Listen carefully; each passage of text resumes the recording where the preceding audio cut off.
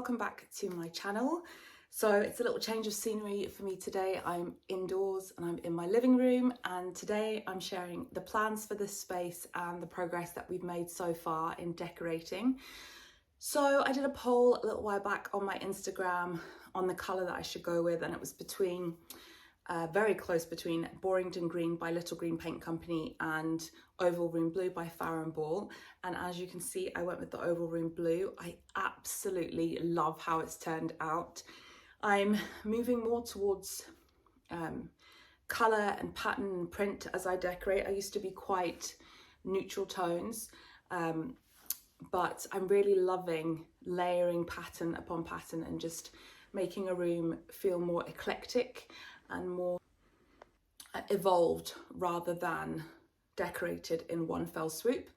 So this is by no means a start to finish makeover video. I am a slow decorator and it will take me a few weeks, if not months, to finish this room. But today I wanted to share my mood board, and mood board for me is really all about the fabrics. I'm a curtain maker by trade, and I wanted to show you the fabrics that I've chosen to complete the room for the curtains and for other really fun bits to pull the space together. But first off, this paint colour. So I went with Farrow & Ball's matte emulsion finish, and it is the perfect heritage finish for this house, which is about 240 plus years old. So I had Sanderson wallpaper originally on the back wall because this room has been through a lot of different uses. When we first moved in 5 years ago, it was a makeshift dining room because we were hosting Christmas and we had 20 people for Christmas lunch, and this was the largest room in the house at that point in order to cater for everyone. And the only decorating I'd done was to freshen up the paint on the walls and to create a feature wall with the Sanderson, I don't know what it's called, it's like a bird print wallpaper, like a gallery wall, and I wanted to keep that because there's a recess and it really lends itself to being a feature wall. So we kept that paper, and the Oval Room Blue really brings out the blue in the parrots. And after it was a makeshift dining room, it became my sewing room. So when I first started my business in 2019, November 2019, I needed a space to sew, so I decided to take over this room because this actually wasn't our living room until this Christmas. So Christmas of 2021, we switched things about and my sewing room moved into my studio, and I sort of combined those two spaces into one. And what was previously our living room is now my husband's office. So we keep doing this whole musical room thing. But I think this is where the living room will be for the foreseeable future, forever in this house. So the paint is now done. I am swithering about two things. One is painting the radiators just to sort of blend in with the walls. And also we have what's known as a press, which is really just another word for, or a Scottish word for a cupboard. And it's kind of in an awkward space in the room, and we don't actually use it or access it that frequently. So I've popped a round table in front of it and just sort of styled it up. And I'm thinking about painting the door in Oval Room Blue as well, just so that it blends away into the wall. So you can let me know what you think about that in the comments down below, if I should paint them or if I should just leave them as they are. So I have a few projects on my list that I want to tackle over time to sort of complete the space.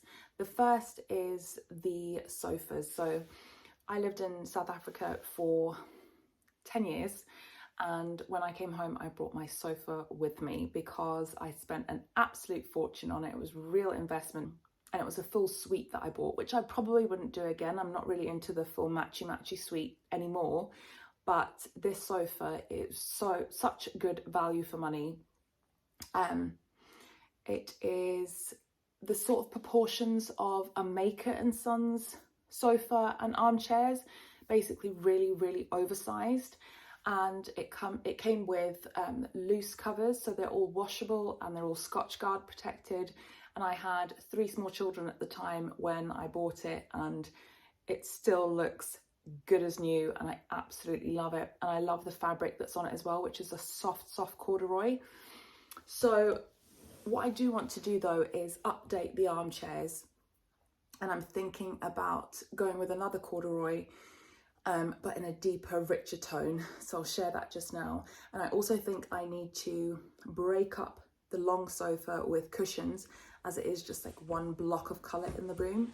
So I'm keeping the whole shebang, and I have 2 ottomans as well, and I think going forward I might cover one of those as well, and maybe even move one of them out of the room because there could possibly be too much furniture. But when we're all in here and we're all feet up watching movies or whatever, it's actually really nice to have the ottomans to lounge on. So that's my plan for the sofas. And then the fireplace behind me, as you can see, is very orange, and I'm really not, oh, my foot's cramping, hold on. I'm really not into orange wood or orange toned wood or red toned wood. I much prefer more ashy tones, like this piece here that I got from Scumble and Goosey a couple of years ago. So I'm swithering on that because I'm not 100% sure if I want to sand it back and refinish it in either a darker stain or paint it. Again, it's something I'll live with for a while, but there's one task or one project even that I am definitely going to tackle, which is to retile the surround. I'm on the hunt now for some really colourful pattern tiles that will just pull all the colours together. So as you can see, even though I'm not a huge fan of the orange toned wood, it works really well with this piece of art, which is a sort of replica of Catch It in the Rye. I mean, how good is that? I'll quickly throw up an image of the original. And this isn't a print, this is someone has taken the time to sort of replicate the Van Gogh painting. Down here we have this panelled embroidered piece, and I think this is almost exactly the same as the oval room blue there, and then it picks up the orangey tones from the surround as well. So I may actually keep it. The jury's out on that one. I have sort of deep reds in the rug that also pull everything together. The other thing that I'm looking to change is the light fixture. When this room was a sewing room, it was whacked with a roll of fabric and short-circuited. So it definitely needs to be replaced. And on my wish list is a fabric lampshade from Alice Palmer Co.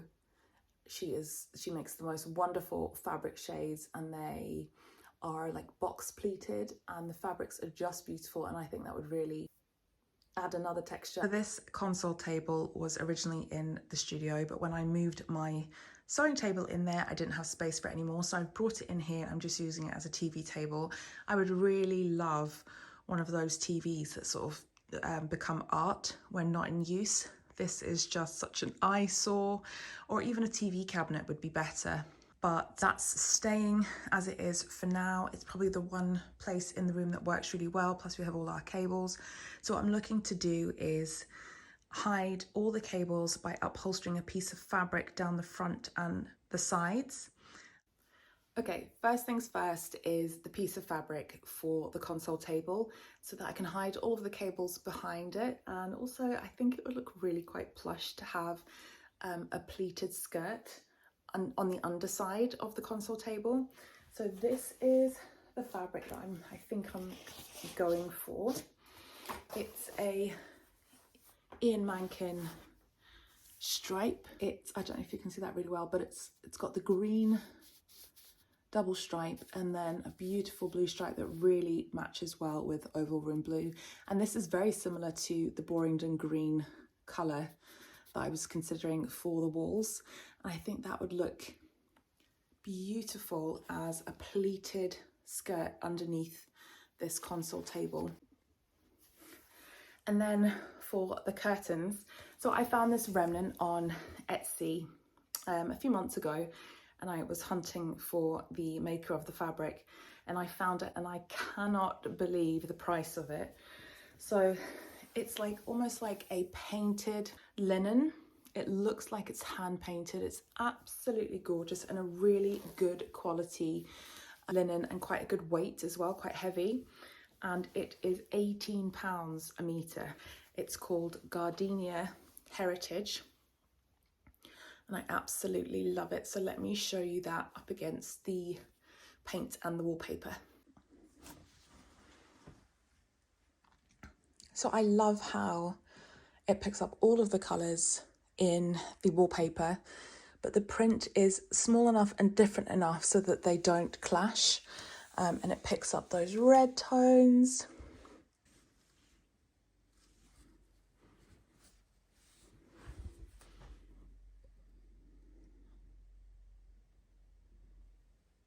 It perfectly pulls out the blue.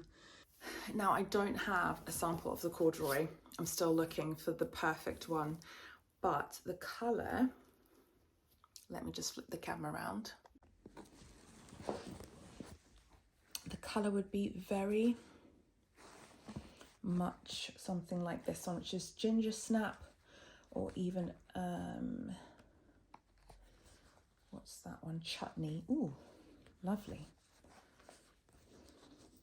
So this darker one, that's probably too light, or this ginger snap one. And then along with the curtain fabric and the fabric for underneath the console table, I absolutely love that mix. I hope that's coming across well on camera. And then also you can see the rug as well that picks up all of the same tones.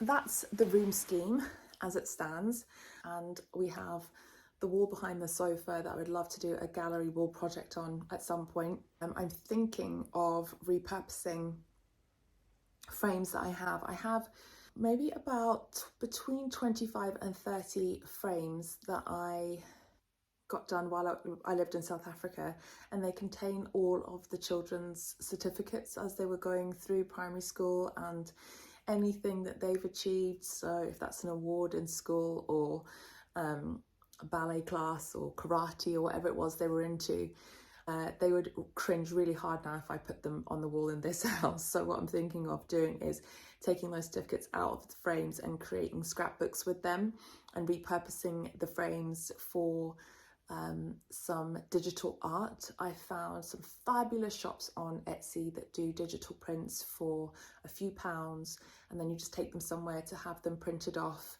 And I've been learning lots of tips on how to do that to make the prints look old and more authentic. Things like making sure they're printed in matte finish rather than a gloss. So yeah, I have that in mind. Whatever we do next, I will bring you along for the journey. It's probably going to be the curtains though, because we're in bad need of curtains for this room. And you think, me being a curtain maker, I would have all the curtains made for my house, but it couldn't be further from the truth. I think I've done my eldest daughter's room, the dining room, and I altered a pair of curtains for my younger daughter's bedroom, and that is it, which is really just laughable. So this year I'm really determined to make the curtains, or finish the curtains for this house. Well, maybe not finish because that's a lot of windows, but at least start. Anyway, I do hope you enjoyed this video, the first episode in the makeover of our living room, the first of many, I hope. If you did enjoy it, please consider subscribing and click that notification bell so that you don't miss a video, and I will see you in the next one. Take care.